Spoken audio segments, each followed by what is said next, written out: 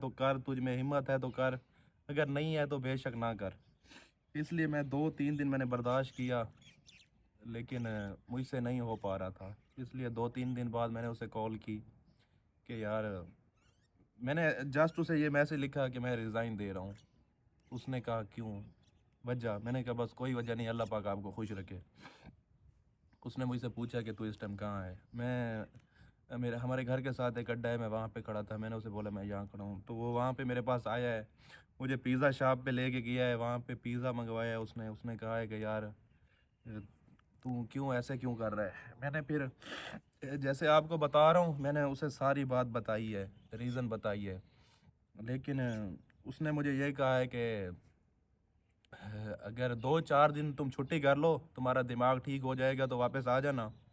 तब तक तुम्हारे लिए दरवाजे खुले हैं, जब तक तुम्हारी अपनी वीडियो बन के तुम्हारे पेज पर नहीं लगेगी। जब तुम्हारी एक वीडियो भी बन के लग गई तो फिर तुम्हारे वापसी के दरवाजे बंद हैं, तब तक तुम आ सकते हो।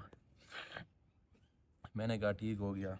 उसके बाद लेन देन का जो मामला था, तो जब मैंने छुट्टी कर ली थी तो साफ ज़ाहिर मेरा हक बनता था कि मैं उसे कहूँ कि यार हमारा जो लेन देन है वो क्लियर करो। मैंने उसे कहा, उसने कहा मैंने तेरे कौन से पैसे देने हैं, मैंने तेरा 1 रुपया भी नहीं देना। उसके अलावा दोस्तों, कसम खुदा की, मैंने उसे कॉल अपने हिसाब किताब के बारे में कहा है ना, उस बंदे ने मुझे माँ बहन की गालियाँ दी हैं, और वापसी जवाब में मैंने उसे एक गाली भी नहीं दी। मैंने उसे इतना कहा है कि अगर तूने कोई भी बात करनी है ना, मेरे सामने बैठ के मेरी आंखों में आंखें डाल के करना, बाद की बात में देखी जाएगी। लेकिन उसके बाद वो मुझे नहीं मिला। हमारे इलाके में एक सरदार हैं, उनको मैंने जाके मामला बताया है। वहाँ पे हमारी पंचायत हुई थी, जहाँ पे हमारी एंडिंग हुई है। तो उस पे उसने कहा है कि यार अगर मैंने इसके देने हैं तो ये कोई एग्रीमेंट स्टाम्प वगैरह ले आए, मुझे दिखाए। अब जहाँ पर इतनी गहरी दोस्ती हो, वहाँ पर बंदा कोई एग्रीमेंट, कोई स्टाम्प, किसी किस्म का कोई चीज़ नहीं होती। तो उस बंदे ने मुझे कहा है कि यार शज़ेब, मुझे पता है कि तू हक पे है, सच बोल रहा है, लेकिन जो पंचायत होती है ना, वो बग़ैर सबूत के किसी के हक में फ़ैसला नहीं दे सकती। अब अगर तू कहे कि ये वाला प्लाट मेरा है, तो मैं तुझे कहूँगा कि मुझे इसके कागज़ दिखा अगर तेरा है तो इस वजह से उसने कहा कि यार यहाँ पे कुछ नहीं हो सकता। अगर तुम्हारे पास कोई एग्रीमेंट होता तो मैं वो करके देता। तो अब ये जो फ़ैसला है ये हलफ पे वो होगा, अगर तुम हलफ उठा सकते हो। मैंने कहा जी मैं उठा के देता हूँ। तो उसने कहा इसको कि यार खिज़र, तू हलफ उठा के दे सकता है? इसने मेरा तकरीबन 1.25 करोड़ 1.5 करोड़ रुपया देना था। तो इसने कहा जी मैं हलफ उठा के दे सकता हूँ। फिर मैंने कहा ये मौलवी साहब बैठे हैं, 5 वक्त की नमाज़ पढ़ते हैं, माशाल्लाह मुंह पे सुन्नत रसूल है, इनको कहेंगे ये हलफ उठा दे। मौलवी साहब ने पहले ना नू की है, फिर इसने कहा यार हमें साइड पे थोड़ा जाने दें, हमने आपस में कोई डिस्कस करनी है। तो ये उसे साइड पे लेकर गया है। तो फिर जब वापसी पे है, मौलवी साहब ने कहा जी भाई कोई मसला नहीं, मैं भी हलफ उठा के दे देता हूँ।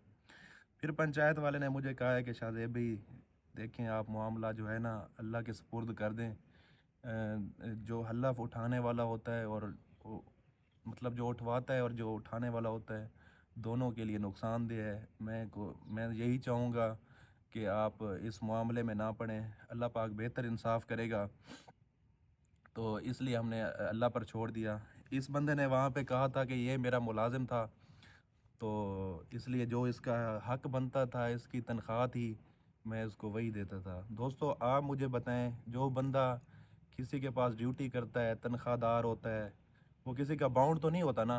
खुदा की कसम, हमें अपने मोबाइल पे टिकटॉक बनाना अलाउ नहीं थी, यूट्यूब चैनल, फेसबुक पेज तो दूर की बात रह गई। तो हम टिकटॉक भी नहीं बना सकते थे। जो किसी का मुलाजिम होता है वो किसी का बाउंड तो नहीं होता ना। तो हमारा पार्टनरशिप वाला हिसाब था। उसके बाद अगर मैं आपका मुलाजिम था, तो एक जो मुलाजिम होता है, मालिक कभी उसको कह सकता है कि एक दिन हम बराबर के अमीर होंगे, जहाँ पर मेरी कोठी होगी साथ वाली तुम्हारी कोठी होगी, जैसी मेरी मेरी गाड़ी होगी वैसे तुम्हारी गाड़ी होगी, अगर सेविंग करते रहोगे तो। जब नौकर और मालिक वाली बात आ जाती है, तो फिर मालिक के बराबर नौकर तो कभी नहीं हो सकता ना। तो फिर ऐसी बातें तो फिर उसको नहीं करनी चाहिए थी ना। उसके बाद दोस्तों मैं आपको एक और बात बताना चाहूँगा।